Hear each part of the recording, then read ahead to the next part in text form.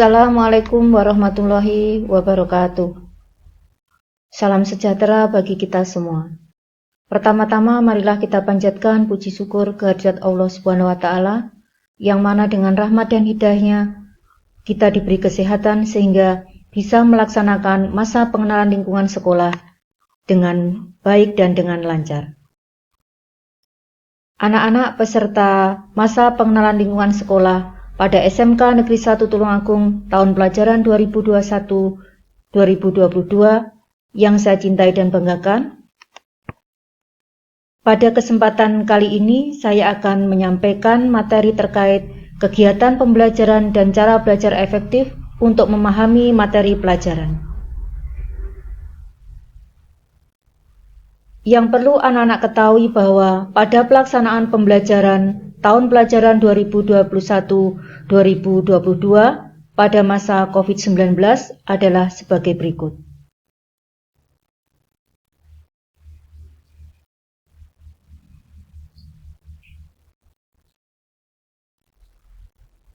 Yang pertama adalah belajar dari rumah yang mana akan dilaksanakan secara daring atau online.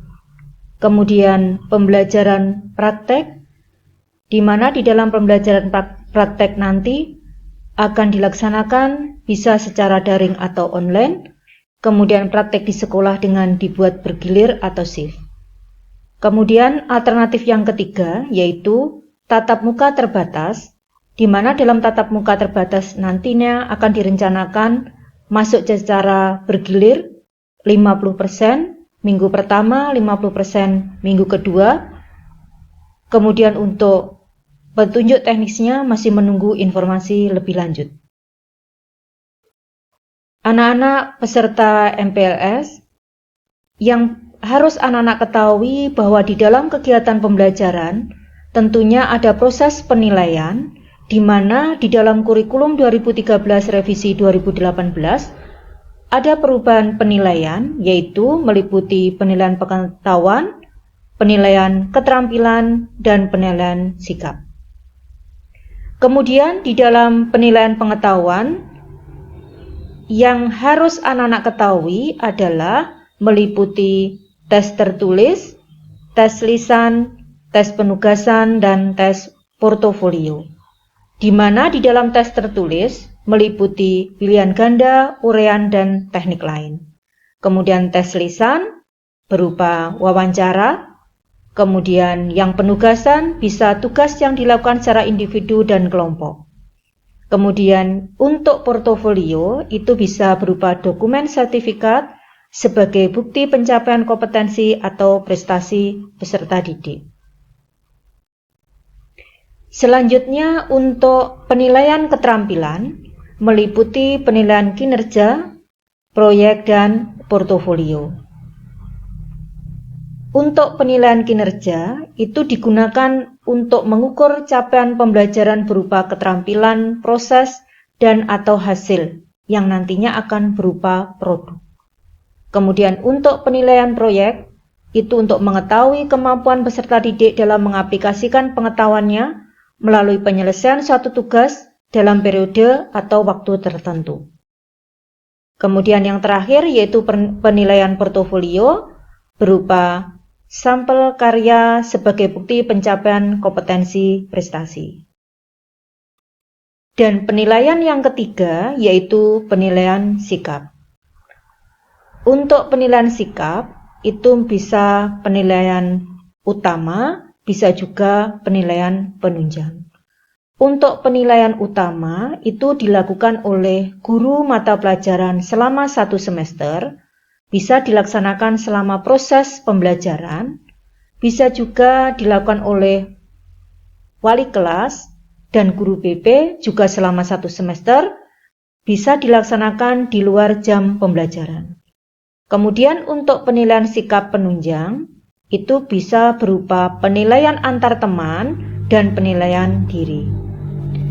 Kemudian anak-anak harus tahu bahwa pada kurikulum 2013 revisi 2018 bahwa untuk penilaian pengetahuan dan keterampilan itu harus mengacu pada penilaian berskala HOTS atau kemampuan berpikir tingkat tinggi. Berikutnya anak-anak, bagaimana agar kita bisa mencapai nilai, baik itu nilai pengetahuan, nilai keterampilan, maupun nilai sikap. Anak-anak harus tahu bahwa untuk kegiatan pembelajaran itu meliputi KD 3 dan KD 4, di mana KD 3 itu atau kompetensi dasar 3 itu untuk pengetahuan dan kompetensi dasar 4 itu untuk keterampilan. Agar anak-anak bisa mencapai kompetensi, baik kompetensi pengetahuan dan kompetensi keterampilan, maka anak-anak harus bisa belajar secara efektif. Bagaimana cara belajar yang efektif? Menurut Hilger dan Brouwer, bahwa belajar sebagai perubahan dan dalam perbuatan melalui aktivitas pengetahuan dan praktek. Kemudian tujuannya apa? Anak-anak harus belajar efektif, yaitu yang pertama pengumpulan atau akumulasi pengetahuan, kemudian penanaman konsep dan keterampilan, kemudian pembentukan sikap dan tingkah laku. Berarti dari tujuan belajar efektif ini untuk memenuhi 3 kriteria penilaian yang sudah saya sebutkan tadi, yaitu pengetahuan, keterampilan, dan tingkah laku. Kemudian fungsi belajar efektif adalah agar bisa membantu siswa atau anak-anak dalam meningkatkan kemampuan yang diharapkan sesuai dengan tujuan yang ingin dicapai. Kemudian bagaimana cara anak-anak melakukan belajar efektif? Menurut Francis P. Robinson, bahwa cara belajar yang efektif menggunakan teknik SH3R. Teknik tersebut antara lain meliputi survei, berarti anak-anak harus melakukan penelitian, kemudian uji coba, kemudian yang kedua question, berarti anak-anak harus sering bertanya kepada yang lebih bisa, misalkan guru atau teman atau kakak kelas yang sudah pernah belajar di materi sebelumnya. Kemudian yang ketiga adalah anak-anak harus sering membaca buku atau membaca informasi, baik itu dari media massa maupun media sosial.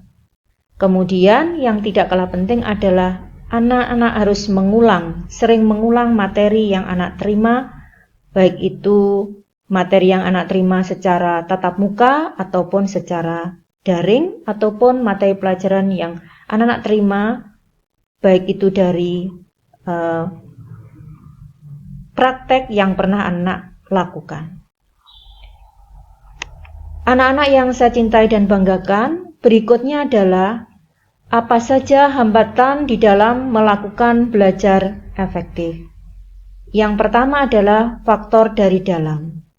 Faktor dari dalam itu meliputi kesehatan fisik, kemudian intelijensi, kemudian kebiasaan buruk, dan persepsi negatif.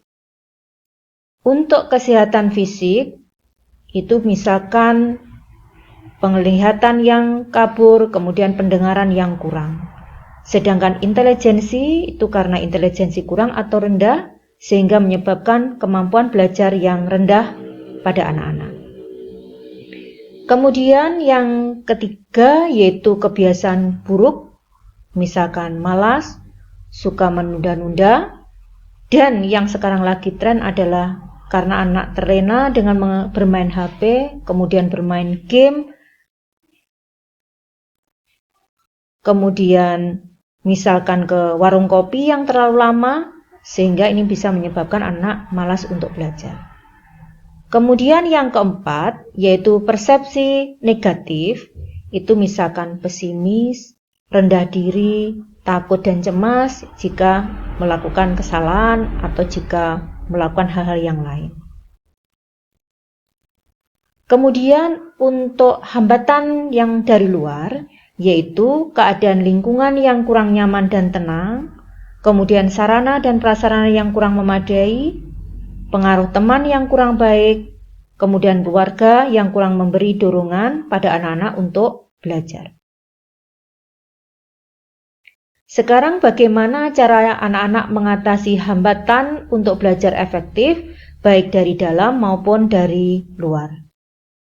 Yaitu, untuk yang faktor dari dalam, yaitu dengan menjaga kesehatan, tentunya dengan sering berolahraga, kemudian makan makanan yang bergizi, kemudian menumbuhkan rasa percaya diri, misalkan sering mengikuti kegiatan ekstra, yang mana pada SMK Negeri 1 Tulungagung banyak sekali ekstrakurikuler yang bisa anak-anak pilih, yang nantinya akan disampaikan oleh Bapak Ibu terkait dengan kegiatan ekstrakurikuler yang bisa anak-anak pilih pada SMK Negeri 1 Tulungagung.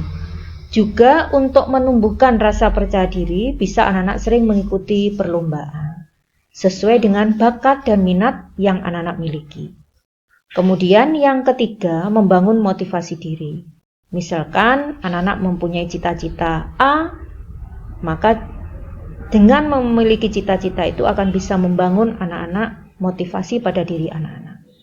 Kemudian yang keempat, yaitu belajar menjaga emosi. Kemudian yang kelima, yaitu disiplin dalam belajar. Caranya adalah dengan membuat jadwal belajar dan dijalankan dengan baik jadwal yang sudah anak-anak buat. Kemudian yang tidak kalah penting, karena anak-anak saat ini belajar di SMK Negeri 1 Tulungagung atau belajar pada SMK, maka sering-seringlah anak-anak melakukan praktik, terutama materi yang sudah diberikan kepada Bapak Ibu guru, kemudian dicoba dipraktekkan di rumah agar anak-anak bisa belajar efektif dan mendapatkan hasil yang maksimal.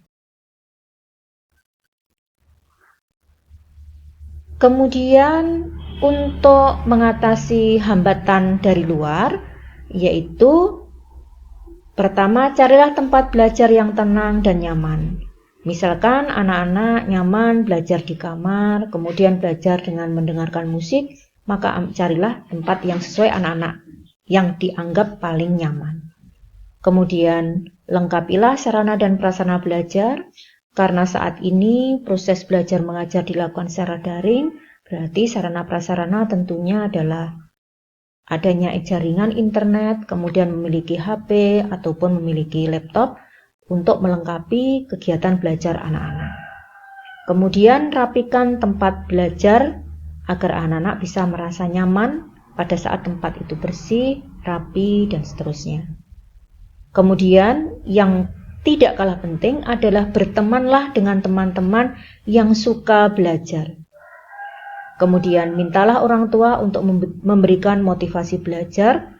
Jadi jangan malu anak-anak untuk bertanya pada orang tua, kemudian meminta motivasi pada orang tua agar kita bisa termotivasi untuk belajar dengan baik. Berikutnya anak-anak, kalau anak-anak yakin bahwa bisa, pasti kita juga akan bisa melaksanakan kegiatan itu dengan baik.